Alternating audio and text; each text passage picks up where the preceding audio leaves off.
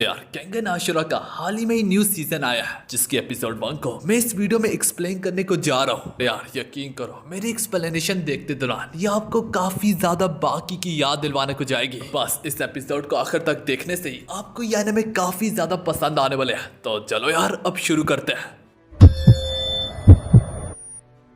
तो यार हमारी एपिसोड की शुरुआत में हमें बताया जाता है मनी, वायलेंस, क्या इन चीजों में कोई बुराई है? तो तुम्हारा जवाब है बिल्कुल नहीं, बल्कि ये तो ह्यूमन के इतिहास में इंसान अपनी सबसे बड़ी समझदारी को पहुंचता है और इसे नाम दिया जाता है पीसफुल वायलेंस। एक ऐसा ऑनरेबल डुअल जो कि टोकुगावा के वक्त से चलता चला आ रहा है। कॉर्पोरेशंस के बीच में प्रॉक्सी वॉर चल रही है जिन्हें कहा जाता है the Kangen annihilation tournament. Kangen tournament में 417 कॉर्पोरेशन शामिल है जो कि 1205 फाइटर्स को रिप्रेजेंट कर रही है और उनमें से अब तक सिर्फ और सिर्फ 32 फाइटर्स ही सर्वाइव करके गैन्यू आइलैंड तक पहुंच पाए हैं और जीतने वाली कॉर्पोरेशन को नेक्स्ट चेयरमैन चुनने का मौका दिया जाएगा जो कि जापान की सबसे बड़ी अथॉरिटी।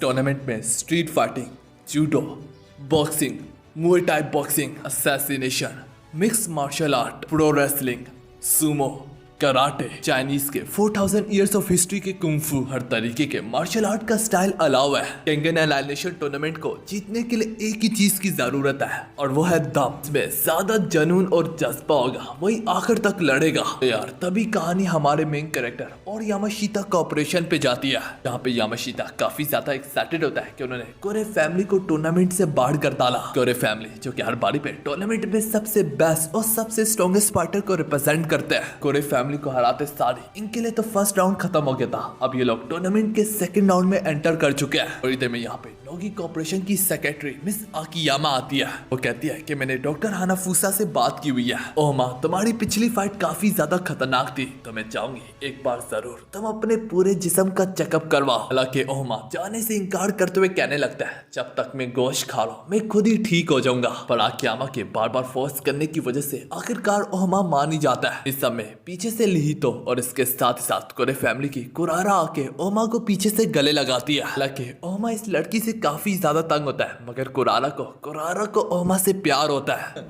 पर बस से बदतर ये लड़की सिर्फ और सिर्फ 16 सालों की है। पहले ही बता दूं 16 साल में होने के बावजूद भी ये लड़की काफी ज्यादा स्ट्रॉन्ग है, ना कि टिकटॉकर्स की तरह ये अपनी असली एज नहीं छुपाती। तारा यहाँ पे बार बार ओमा से कह रही होती है कि मैंने तुमसे शादी करनी है। उसी में हम सेत्सुना किरियो को देखते हैं जो ओमा टोकीटा की लास्ट फाइट के बारे में सोचता होता है उसकी फट के हाथ में आ जाती होती है। वो गुस्से से सोचने लगता है कि ओमा टोकीटा के तो असली डीमन चेहरा हमें लड़ाई में दिखा था, डिमोनिक से पावर जिसके आगे हर कोई अपने घुटने ठेक देता है। तुम में ऐसा क्या खास बात है जो कि मुझे बार बार उसकी याद दिलवा रहा है? यहाँ पे ओमा के मास्टर ने उससे कहा होता है तुम मेरे स्टूडेंट से दूर रहो, वो मेरा स्टूडेंट है, मैं उसे तुम जैसे नौसिखे का खुदा नहीं बनने दूंगा, तुम उससे दूर रहो। तुम निजात किसी से लोगे नहीं बल्कि अपने दम से पाओगे। सोच के सेत्सुना किरियो गुस्से के मारे पागल होता चला जा रहा होता है, दिमाग खराब हो चुका होता है उसका।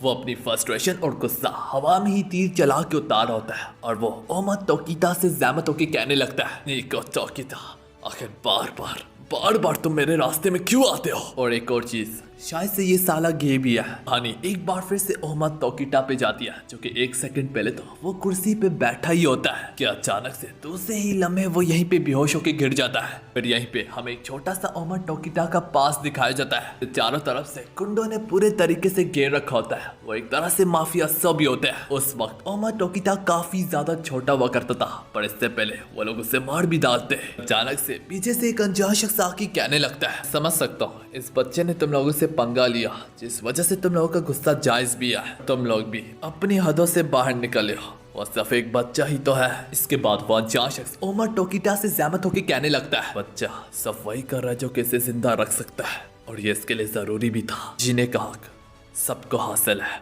और बराबर का। अगर तुम सरवाइव करने के लिए वायलेंस का इस्तेमाल करोगे तो फिर तुम्हारे और जानवरों के बीच में फर्क क्या रह गया? कहते कहते वो एक ही झटके से अपने एक ही हाथ से सारे के सारे गुंडों का काम तमाम कर डालता है। वो लाजवाब था और हसीन भी। अनजान शख्स इसके बाद मजीद बोलता है मगर बदकिस्मती से वायलेंस को कंट्रोल किया जा सकता है सिर्फ वायलेंस से ही, और अगर तुम मेरी तरह अच्छे तरीके से ट्रेनिंग करो और खुद पे कंट्रोल पा लो। वायलेंस ही तुम्हारी इनर टैक्टिक्स बन जाएगी। तुम तभी वायलेंस का इस्तेमाल करोगे जब तुम्हारे पास कोई और चारा ना हो। ये शख्स बाद में ओमा टोकिटा का मास्टर खिलाता है, और अभी भी सही से ओमा टोकिटा को मालूम नहीं है कि आखिर उसका मास्टर उस रोज उसे क्या सिखाना चाहता था। उसका मास्टर प्रेजेंट वाले ओमा टोकिटा से कहता है, जल्दबाजी करने की कोई जरूरत नहीं, इस पर आराम से बैठ के सोचो। अगर अब दिखने से लग रहा है तुम्हारे पास ज्यादा वक्त नहीं बचा ओमा टोकिटा। और हाँ, कभी कभार पीछे हटना भी अच्छा होता है, शायद से कोई और रास्ता ही मिल जाए। मगर ओमा टोकिटा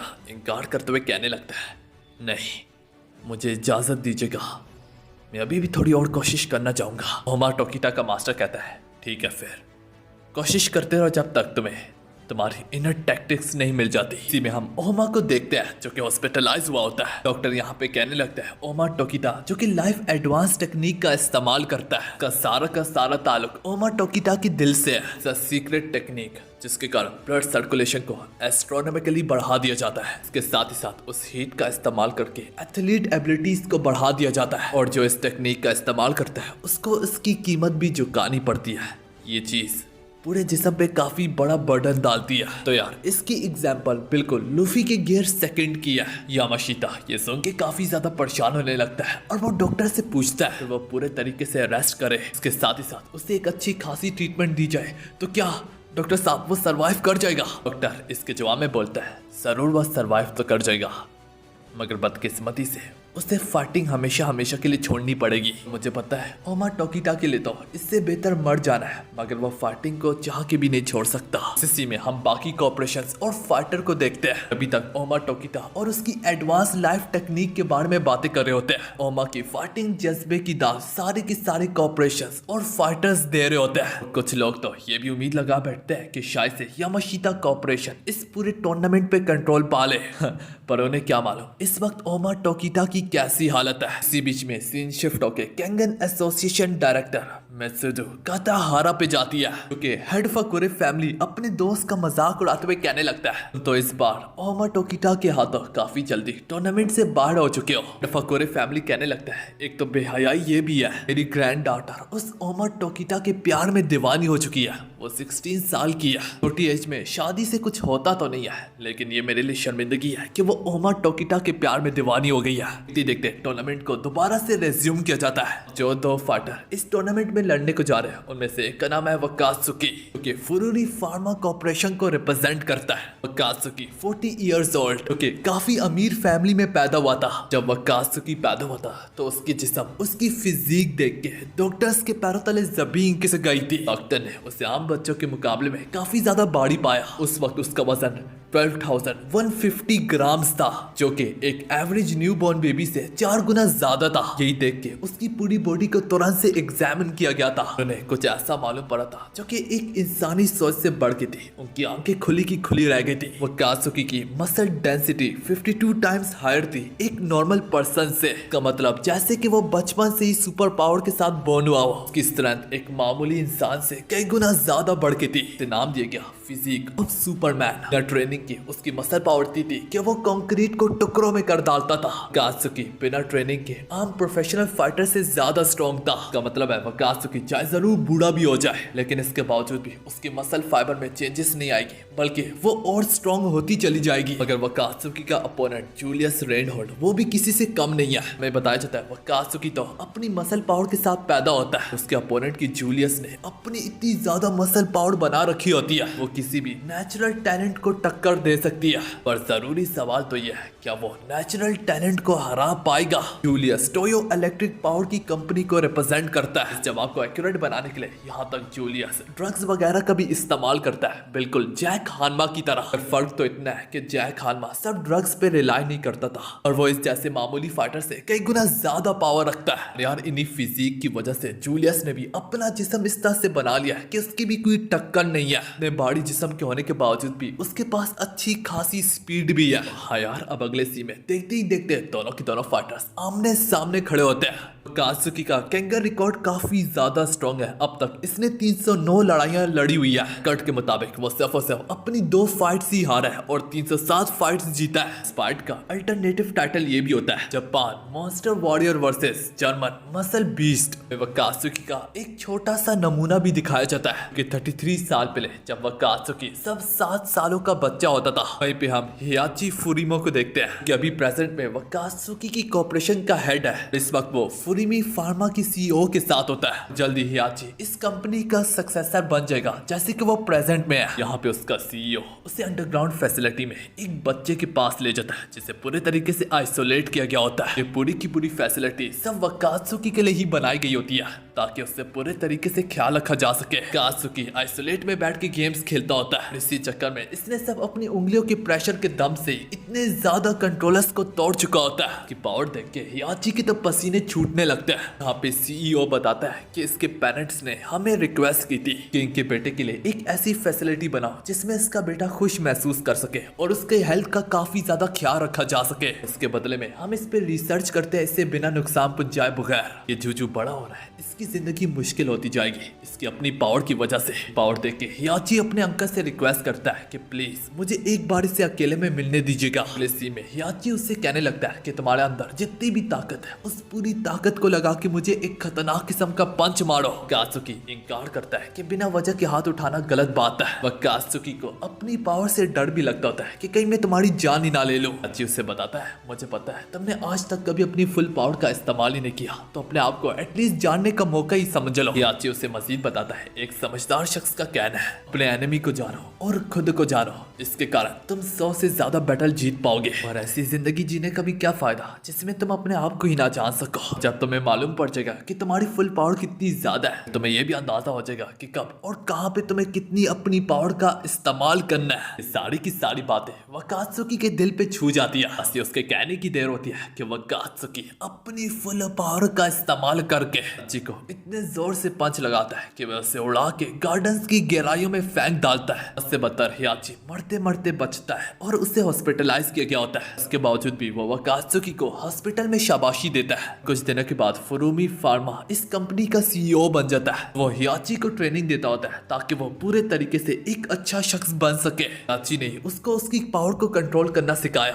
इसके बावजूद भी वह कात्सुकी आज एरिना में खड़ा काफी ज्यादा नर्वस होता है और वो सोचने लगता है जो कि स्ट्रॉन्गेस्ट फाइटर्स का जिक्र आगितो नोआ ने किया था। उन्हीं लोगों में से एक फाइटर रियान कुरेबिया के खिलाफ ओमा टोकीटा ने लड़ा और अपनी पावर का इस्तेमाल करके उसे यहाँ तक हरा भी डाला। और इसके साथ ही साथ जो दूसरा फाइटर का उसने जिक्र किया था उसका नाम है जूलियस, जो कि मेरे सामने खड़ा है। और यकीन करो जिंदगी में पहली बार मुझे ये फील हो रहा है कि मैं किसी से कम हूँ, पर इसका ये हरगिज मतलब नहीं है कि मैं हारूंगा। देखते इनकी फाइट की शुरुआत होती है। दोनों के दोनों यहाँ पे एक साथ हमला करते हैं और हम इनके दरमियान एक खतरनाक किस्म का फिस्ट क्लैश देखते हैं जो कि इतना ज्यादा पावरफुल होता है कि पूरे एरिना को हिला के रख डालता है। देख पाते हैं दोनों के दोनों पीछे जाते हैं और इनके हाथों से खून बह रहा होता है। ये देख के आगिता नुआ कहने लगता है ये दोनों के दोनों ऑलमोस्ट बराबर ही है पावर को लेके। जरूर दोनों में से अब कोई भी फाइट को जीते कीमत तो दोनों को ही झुकानी पड़ेगी। किसी के यहाँ पे मिक्स ओपिनियन होते हैं कि कौन जीतेगा कौन हारेगा।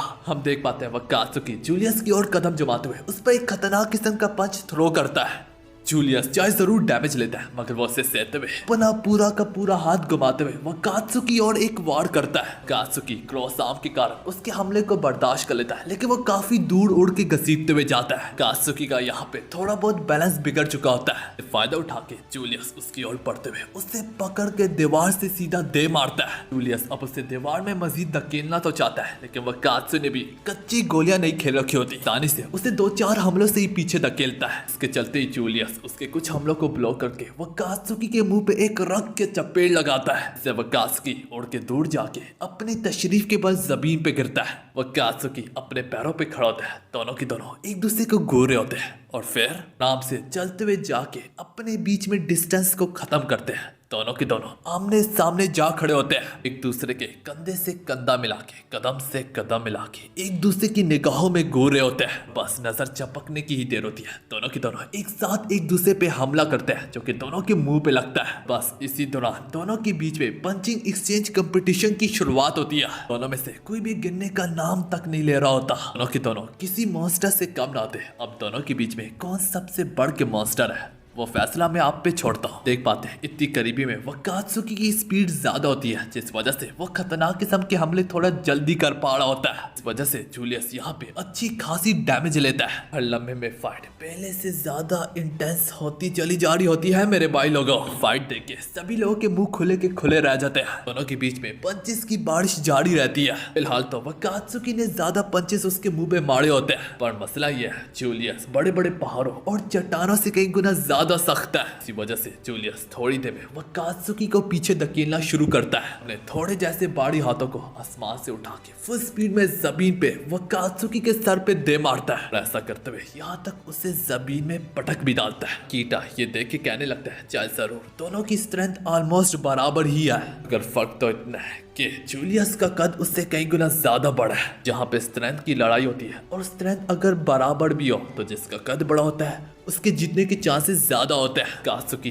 जमीन पे गिरा अचानक से एक ऐसा ट्रम्प कार्ड का अपना इस्तेमाल करता है कि जूलियस के सारे डिफेंस को पेंट्रेट करते करते उससे इतनी खतरनाक किस्म की डैमेज देता है। जूलियस उड़ के जाके पीछे गिरता है, अपने घुटनों पे बैठ जाता है, उसके मुंह से खून बहने लगता है। ये देख के वकात्सुकी को अपने ऊपर गुस्सा आने लगता है। मैंने अपने सबसे पावरफुल ट्रम्प कार्ड का इस्तेमाल क्यों किया? अकीटा कानू ने ये देख लिया होगा। इतनी जल्दी अपना ये ट्रम्प कार्ड किसी को दिखाना नहीं चाह रहा था। ये हमला मैंने फैंग ऑफ मैट्सुडो के लिए बचा के रखा हुआ था। वकात्सुकी का ट्रम्प कार्ड कुछ इस तरह ही इस्तेमाल होता है जैसे कि एक स्प्रिंग को कंप्रेस करके उसकी पावर को एक साथ झंझोड़ दिया जाए, फिर जैसे कि स्प्रिंग एक्सपेंड होता है तो वो पावर रिलीज करता है। ठीक इसी तरह वकात्सुकी का भी ये हमला इसी तरह काम करता है। कात्सुकी ने इसे नाम दिया होता है ब्लास्ट कोर। कात्सुकी जो कि एक वक्त में अगितो नोआ से हारा होता है, जिसे लोग द फैंग ऑफ मैत्सुडो भी बोलते हैं। वकात्सुकी ने यह हमला सिर्फ और सिर्फ अगितो नोआ को हराने के लिए बनाया होता है। याची को भी टेंशन होने लगती है कि ये तो ब्लास्ट कोर उसका फाइनल वार था। पहली बार उसने ऑफिशियल मैच में इसका इस्तेमाल किया है, इसका मतलब है इसके पास कोई और चारा ही नहीं था। जूलियस अपने कदमों पे बैठा होता है और खुदा का शुक्रिया अदा कर रहा होता है कि शुक्र है कि ये हमला उसके वाइटल ऑर्गन्स पे नहीं लगा, वरना ये मैच वो कब का हार जाता। जूलियस कैसे ना कैसे करके बड़ी मुश्किलों से अपने कदमों पे जूझू खड़ा ही होता है। कात्सुकी उसकी ओर भागते हुए उसे पकड़ के पीछे घसीटने लगता है। जूलियस यहाँ पे उसका बैलेंस बिगाड़ के उसे उठा के दूर फेंकता है अपने से। जूलियस जूझू उस पे दोबारा से हमला करने को जा रहा होता है, पर वह कात्सुकी को जमीन पे यूं गिरा देख के तो यहाँ पे उसके पिछले पंच की याद आती है, ब्लास्ट कोर, जिसे याद करके जूलियस फौरन से वहीं पे रुक के कुछ कदम पीछे लेता है। ये देख के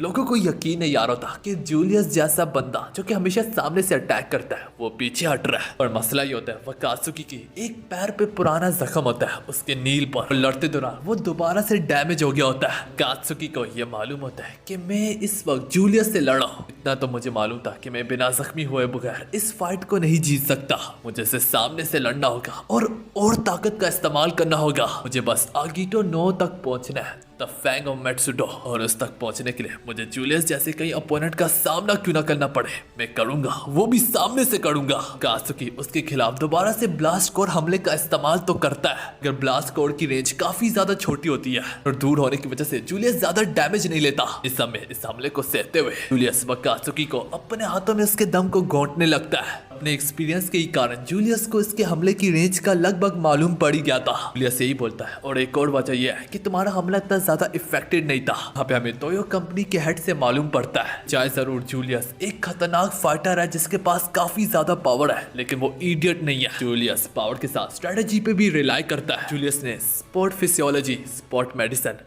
फिजियोलॉजी एंड इवन फिजिक्स में भी हर चीज को स्टडी कर रखा है। उसकी सुपर स्ट्रेंथ के साथ जब इसकी इंटेलिजेंस शामिल होती है वो अनस्टॉपेबल खिलाता है। जूलियस उस पर इतना ज्यादा प्रेशर डाला होता है कि वह कात्सुकी की ब्रोंक क्रैकिंग की आवाजें आ रही होती है। अचानक से यहाँ पे जूलियस काफी ज्यादा चौंक जाता है। वह कात्सुकी यहाँ पे देखती देखती श्रिंक होने लगता है। ब्लास्ट कोड की पावर का इस्तेमाल करके यहाँ पे अपने आप को फ्री करता है। इसके बावजूद भी जूलियस उसके हाथों को पकड़ के अपना सर मार के उसे जमीन पे पटकता है। फिर उसका सर पकड़ के उसने दीवारों के साथ रगड़ा देने लगता है, उठा के फिर दोषी और फेंकता है। फिर जब वह कात्सुकी जमीन पे गिराता है, जूलियस ऊपर से उस पे कातिलाना हमला करना शुरू करता है। जूलियस का यहाँ पे रैम्पेज ना रुकता। कात्सुकी यहाँ पे लगातार मार खा रहा होता है और इसी में वो बेहोश होकर गिर जाता है और उसे याद आता है उसकी फैंग के खिलाफ लड़ाई, जहाँ पे फैंग काफी ज्यादा बोर हो चुका था। ऊपर से वह कात्सुकी की पैर की इंजरी भी उसके सर का दर्द बन चुकी थी। कात्सुकी सोचने लगता है, अभी तक मैं आगितो नुओ तक नहीं पहुंचा और इससे पहले आखिर मैं कैसे हार सकता हूँ। हार वो भी मेरी हो ही नहीं सकता। मैं अभी हारने के लिए तैयार ही नहीं हूँ। ये कहते हुए वह कात्सुकी अपनी आंख दोबारा से खोलता है। इसी के साथ हमारी वाली एपिसोड यहाँ पे खत्म होती है।